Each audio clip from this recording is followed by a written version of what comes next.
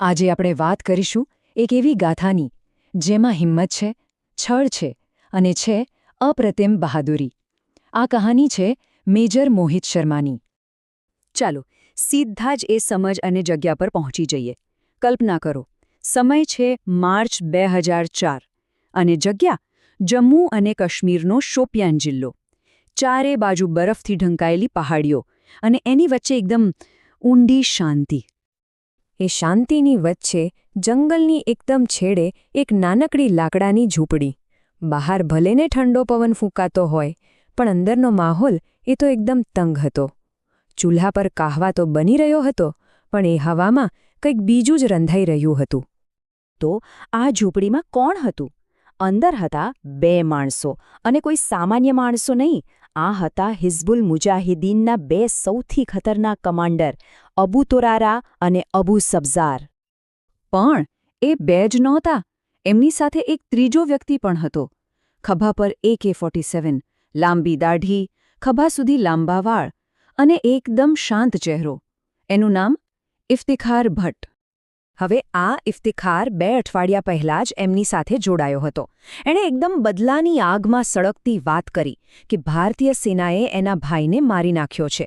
એણે તો સૈન્યના કાફલા પર હુમલો કરવાનો એવો પાક્કો પ્લાન બતાવ્યો કે બંને કમાન્ડર એકદમ ઇમ્પ્રેસ થઈ ગયા. પણ આજે મિશનના બસ થોડા જ કલાકો પહેલાં એ બંનેની આંખોમાં ઇફ્તિખાર માટે શંકા દેખાઈ રહી હતી.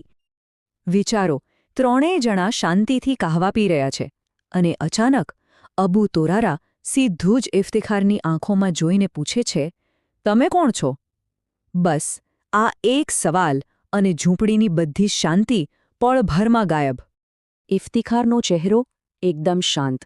એણે પોતાની રાઇફલ નીચે મૂકી દીધી અને કહ્યું, જો તમને જરા પણ શક હોય તો મને અહીં જ ગોળી મારી દો.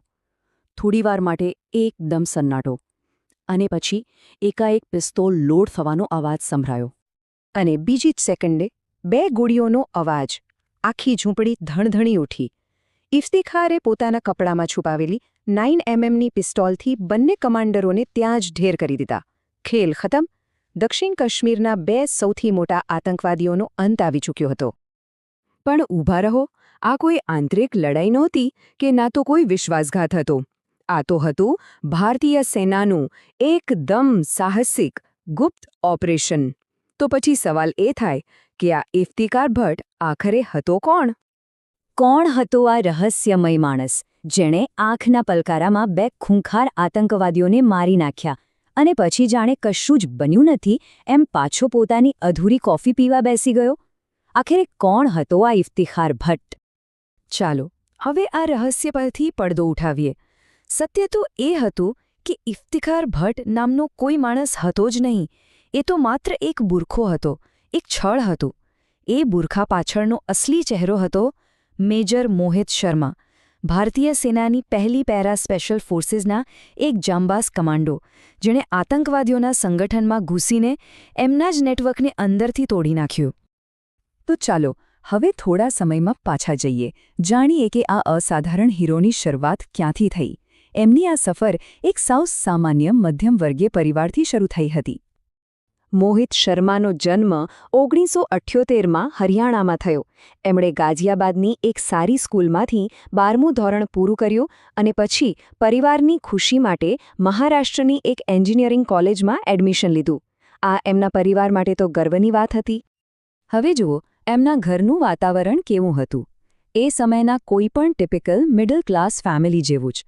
પિતાજી બેંકમાં ઓફિસર, માતાજી સરકારી નોકરીમાં, અને દરેક મા બાપની જેમ એમની પણ ઈચ્છા હતી કે એમના બંને દીકરા એન્જિનિયર બને અને એક સિક્યોર લાઈફ જીવે. એમના મોટા ભાઈ મધુરે એરફોર્સમાં જવાની કોશિશ પણ કરી, પણ સફળ ન થયા, એટલે પછી એમણે પણ એન્જિનિયરિંગનો જ રસ્તો પકડ્યો. બધું જ એકદમ પારિવારિક અપેક્ષાઓ પ્રમાણે ચાલી રહ્યું હતું. પણ મોહિતના મનમાં તો કંઈક સાવ અલગ જ ચાલી રહ્યું હતું. એ એક સપનું જોઈ રહ્યા હતા. એક એવું સપનું જે એમના પરિવારની ઈચ્છાઓથી બિલકુલ અલગ હતું. એક એવો રસ્તો જે પ્રવાહની વિરુદ્ધ જતો હતો. અહીંયા જ એમની જિંદગીનો સૌથી મોટો કોન્ટ્રાસ્ટ દેખાય છે. એ જાણે 2 જિંદગી જીવી રહ્યા હતા. આખી દુનિયા માટે એ મહારાષ્ટ્રમાં ભણતો એક એન્જિનિયરિંગ સ્ટુડન્ટ હતો. પણ એના હોસ્ટેલના રૂમમાં એ એક એનડીએ એસ્પિરન્ટ હતો, જે ચૂપચાપ ગુપ્ત રીતે દેશ સેવા માટે પોતાને તૈયાર કરી રહ્યો હતો. તો એમણે કર્યું શું? એમણે એકદમ સમજી વિચારીને પ્લાન બનાવ્યો. પહેલું, કોલેજમાં એક સારા સ્ટુડન્ટ હોવાનો દેખાવ ચાલુ રાખ્યો.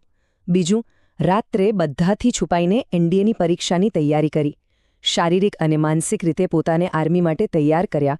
અને છેલ્લે પરિવારના પૂરા સપોર્ટ વગર જ એનડીએની પરીક્ષા આપી દીધી. અને પછી વાર્તામાં એક ટ્વિસ્ટ આવ્યો. એનડીએનું રિઝલ્ટ એમના ઘરે આવ્યું, પણ એમના મમ્મી પપ્પાએ એ રિઝલ્ટ છુપાવી દીધું. કેમ? કારણ કે એમને ડર હતો.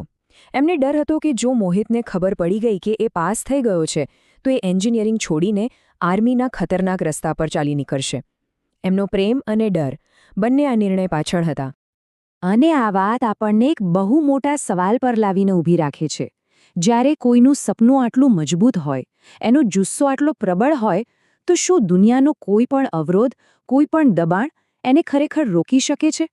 મેજર મોહિત શર્માની આ કહાની એ વાતનો પુરાવો છે કે સાચી લગન હોય તો દરેક મુશ્કેલી પાર કરી શકાય છે. અને વ્યક્તિ પોતાની ઓળખ સમાજ જે આપે છે એ નહીં, પણ પોતાના કર્તવ્યથી, પોતાની પસંદગીથી જાતે બનાવી શકે છે.